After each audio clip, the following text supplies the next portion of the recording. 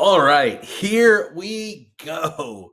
Some folks have been asking me to kind of redo this keynote speaking that I've been doing for a few months now about how to be a better human with AI. And I wanted to record it and share it with you because I think it'd be really, really powerful for you to see what is coming. And as you'll see here in my kickoff here, I'm a huge fan of the book, The Jungle Book. The reason being for that is because Mowgli, who's this human living in the jungle, has a whole bunch of bad circumstances that could happen, but he's also got a really, really good support system in Baloo and Bagheera. And I think it's one of the ways to think about artificial intelligence, or as I like to call it, augmented intelligence, and how it's coming into this world. Because here's the reality, folks, it's not going to stop coming at us. Now, why is it important to be like listening to the guy with the beard, talking about this? Well, I started off my career in the Marines, and over time I became an executive assistant, and then I became a business analyst, and then I became a data product builder, then I became a tech founder, then I launched into cybersecurity, and now I've kind of become an advisor and coach in the world of transformational change, both in the business world and in the outside world. Because let's face it, change is really overwhelming at times. And where I'm sharing this from is that over the past year, I've been interviewing people at consulting agencies, big four consulting firms, and practitioners of these different transformations that are happening in people's businesses today. And I want to share those findings with you so that you can take them into consideration when you're making changes in your business. And there's amazing things that you can do here.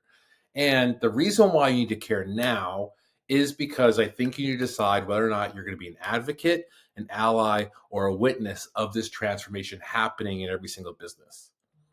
If you work in a job today, a professional career, and they told you that next year or in 16 months, you're probably going to lose your job, you would immediately put a plan together and decide to do something. Maybe you would choose to change your job. Maybe you would choose to upskill and get better at your job. Maybe you would ask your boss what you need to do in order for you to improve the way it happens. But for a lot of folks in this disruptive age, they see it coming. They see that Waymo is going to have self-driving cars for everybody very, very soon. And yet Uber drivers keep their hands on the wheel and just keep on driving, earning their money instead of thinking about what they need to do next in order for them to facilitate this next awesome thing. And that's the mindset I want you to have during this conversation. So let's get real honest for a minute. Change is hard. It's so hard that we still use the same terminology. If you go back about 100 years ago, people started developing cars, and they thought that these four-wheeled engines were going to replace horses. Now, clearly they did. But how did they make that evolution? How did they go to somebody with a farm that had 40 horses, that had the real estate for 40 horses, that had the food, the water, the medicine for 40 horses? They said, look, we've got four wheels and an engine, and this has hundreds of horsepower. And that's how they naturally got people to buy the concept of this car is going to outpace your horses. But we still use that term today because change is just hard for us. Now, here's one of my favorite, and I'm not going to crush you with slides during this talk, but this is what's called Rogers Bell Curve of Adoption. In every single business, there has always, always, always been the innovators, the early adopters, the early majority, the late majority, and then the laggards.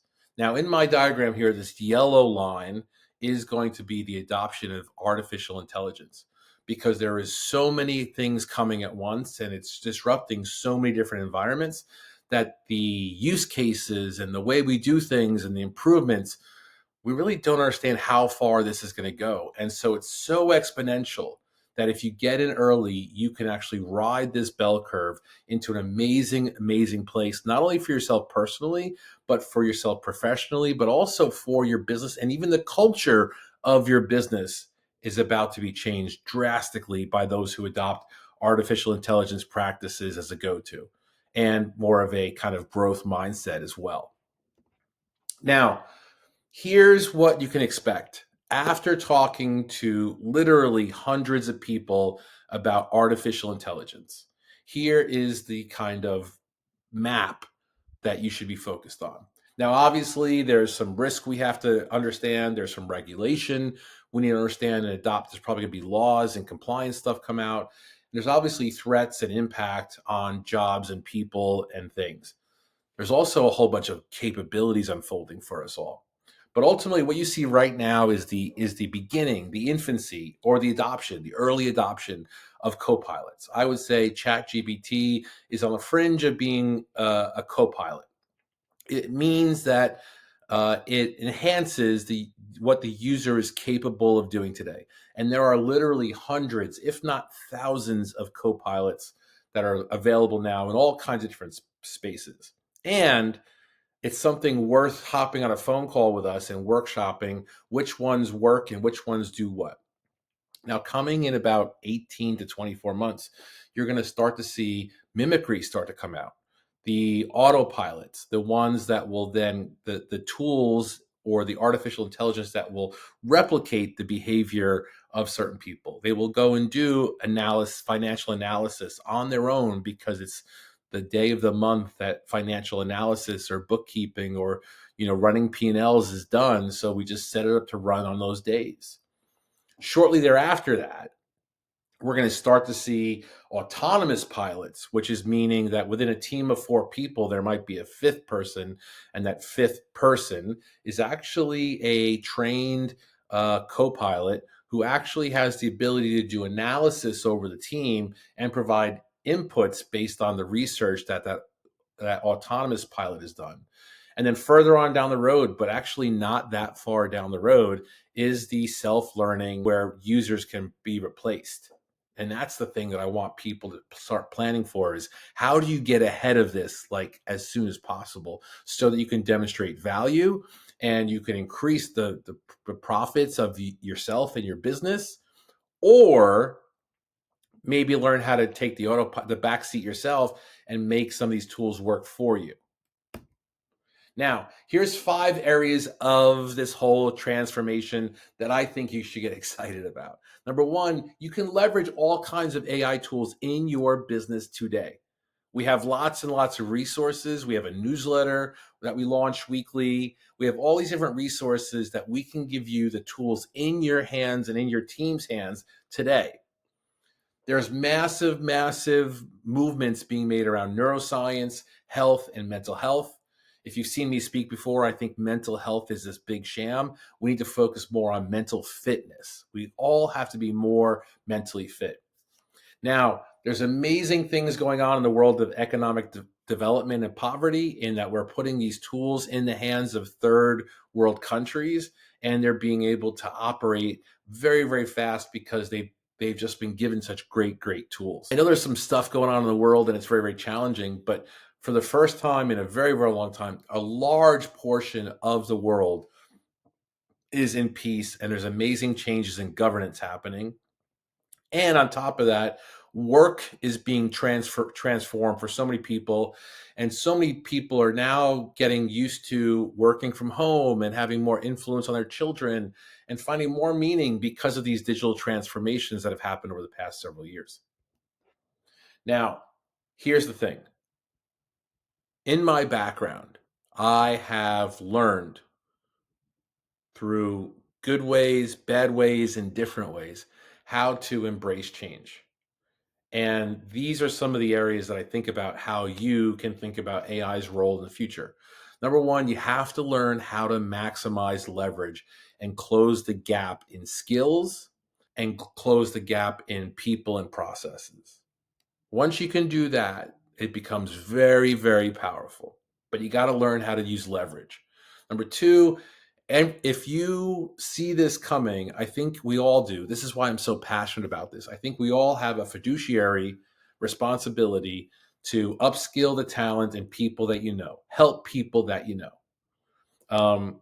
There's a lot of propaganda out there, a lot of weird stuff around grandiosity, and there's like some science fiction baggage that is cheap dopamine for like Terminator-like effects of artificial intelligence versus like what the value of this really is and how you can leverage this to get more going on in your life. It's amazing. Here's some key areas that I think everybody can focus on. Number one, think about adapting to some new realities. I think this self-driving car example is going to be a really good example. Anyone who works in the world of knowledge management, I think like if you people used to pay hundreds of thousands of dollars to go to school colleges to get access to certain curriculum. Now that curriculum is readily available for lots of people, and now there's curriculum that might have had to be known before, but now the AI type deal things can help you expedite that information understanding and give you answers to complex problems. That recently somebody ran an AI to come up with a similar thesis as a Nobel Peace Prize winner, and comparatively, I think they did actually a little bit better than the prize winner on the thesis. Um, Number one, I think everybody's got to really focus on editing your foundation for tomorrow. What does that mean? You've got to learn how to digital parent. If you have children, you've got to understand the impacts of this on their schooling, on their morals, on their values, and their beliefs, and on their future plan. Soft skills mean so much more than they ever did before, and it's now opening up different levels of consciousness for people because they are getting time back in their day. And that just leads me to the point of like personal branding, the personal brand that you have. I also think it's important for people to be proactive here. This is not going to stop. It's not going to be a fad. It's not going to be a moment in time. It's going to be a series of moments in time that really do transform your business. And it doesn't matter which business you are. There is no business that will not be transformed by this, because things like new revenue models are forming and people are revaluing their values and their time, and there's new skills even coming out. So one of the reports I've seen is that as much as 80% of all software engineers, which is a very high-end, in-demand job right now, will probably not be needed in about 2 years. And so if that's the case, where it's a very complex job and it's being completely streamlined, where soft skills are now going to be needed, every single business is going to be transformed. And so the idea that I need soft skills, I need a personal brand, and I also need really, really solid relationships in place is going to be a very, very compelling thing, even more so than it already is, coming soon. So don't look at AI as this separate entity, because people are kind of referring to it as like, won't the AI as it's an entity? But every single AI thing, whether it's a Google thing, a Microsoft thing, an Uber thing, it all starts with an extension of the people's creativity and their problem solving abilities. So it's more meant to be kind of the delta of an extension of who we are as people and what we want it to be able to do and what we want to be able to turn it into. And it really is going to push the boundaries of what we think is possible and imaginable. But it all comes down to the ability for us to grow the idea and to do something with it based on the data and information that it was provided. Now, one of the things I get super excited about, and I've gone through the past several years, is really redefining what success looks like in the age of AI. You know, we used to focus on success being just a financial win and just being task oriented. I did the thing. And now it's about, being time driven. How much time do you have in your hands? How much empathy or space for empathy do you have? How adaptable is your lifestyle, and how creative can you be in this space? And it's just going to open up a whole bunch of opportunities when we can automate some more tasks and have more, I don't know, more compassion and more soft skills like empathy and mindfulness and awareness and emotional intelligence and stuff like that. Now, there is some ethical challenges that we need to address. And it's not just about the rules, right? It's more so about aligning the AI tools that we're using to comply with different values that we have. And I think that AI at its essence will be able to promote more fairness, more transparency, more accountability, and more privacy. And again, we do have some AI ethics that we need to navigate. That's a whole different talk topic. but it is going to be amazing how much AI can help us with those things. Now, here's a couple of use cases that I'm working with folks on today, which I think are amazing. Number one, we're helping C-level executives remove the risk in their business, freeing up the managers to focus on what they really need to be focusing on, which is the strategic initiatives. It's a very, very powerful workshop that we put together. We've also got a workshop that we're building where we set goals and train people on how to upskill their employees and how to build stronger relationships within the business and empower each other.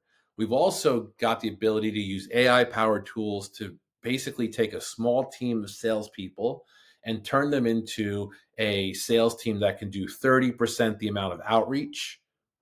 30 times the amount of outreach and operate like a full sales organization.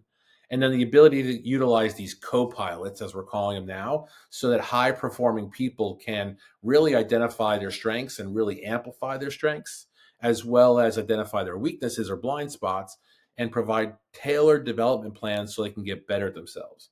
There's also massive things going on in the world of data center power and cybersecurity space that we're working on, as well as leading global systemic partnership changes by being able to work with delivery centers in Africa to empower young people to be able to work really, really fast. And they're really, really hungry to work with people and provide a white glove experience, even though they do it at a much lower cost rate. It's a win-win because they're using AI tools. Now, I think the power of community is everything very, very soon. It always has been, but we've had some really, really tough moments where we made it hard to do. So now we have this concept of shared learning, ethical development, support and mentorship, and collaborative information or innovation, which is fantastic. Now, I want you to think for a second, and I'll be super, super clear and wrap this up in a second. But I want you to take a look at your jungle, right? Take a look in your business and see what are the things that you do that are just ineffective and make it unproductive for you during a day. There's probably lots of systems that need to be improved, but the system can be completely disruptive if there's a better, faster, quicker, more intelligent kind of way to get things done. And so I want you to take a look at your jungle and see what you think is possible. And if you just can't wrap your head around it, then reach out to me and let's have a call and let's talk about what's possible for your jungle and for your business. Now, I think it's super important for everybody that they build a roster of the allies, advocates, and trusted partners that you can lean in on, because this is going to start happening across the board. Just yesterday, I watched somebody online post a comment about something specific in their industry that is kind of becoming a challenge in their industry. And we all tend to think about very narrow focus, like how does this affect me or my business? And I highlighted to this person that I thought that was a very narrow-minded way of thinking, because this AI thing is going to come across and take over a lot of things in a lot of different ways. It's going to transform these things a different way. So building a roster of allies, advocates, and trusted partners is very, very important. And it's so important, and it's a big piece of my work because I'm a huge believer that everything happens at the speed of trust. So much so that they've developed an equation around this. And so there's an equation here to figure out whether or not you can trust the person. And it's trust equals the credibility of the person. Do they know their stuff? Their reliability, they always deliver on what they say they're going to. And the intimacy. Do I feel safe and comfortable around this person for them to help me out? Over the self-orientation. Are they focused on my interests or theirs? So if I apply this model really, really quickly to myself, number one, my credibility is I've worked in this space for a very long time, since 2015. My reliability is I've consistently worked in this space and delivered over and over and over again to all kinds of people in different ways. And I'm very, very vulnerable and open and honest about some of the stressfulness of this transformational change that has to happen and what needs to change in order for it to make it happen. Over the fact that I'm extremely focused on the fact of, look, My purpose in life is to create safety and security for others, and to do that digitally, physically, and emotionally and mentally. That's just how I operate. Now, what can you do with all this? Some folks said I look just like this guy in his picture. I'm very, very grateful for that. I think there's an opportunity here for us to hop on a phone call, just to say it again, and break it down into some of the challenges that happen in your business. And we can open up a whole bunch of tools and just even demonstrate some of the strategy and some of the workflows going on. Now, I have no tools to sell you, none. What I can share with you is that we can share some time together, and we can dig into what it would take to move the needle forward in your business and prepare for what's coming next, and give you a strategy so that you can roll that out conceptually and strategically to your business. Now, if that's exciting to you, or anything that I said to you during the past 20 minutes has made you planted a seed, or made you think about how you can apply this to your own life or to your business, then let's schedule that call. And again, thank you so much for giving me this much of your time. I really, and I hope you enjoyed the presentation.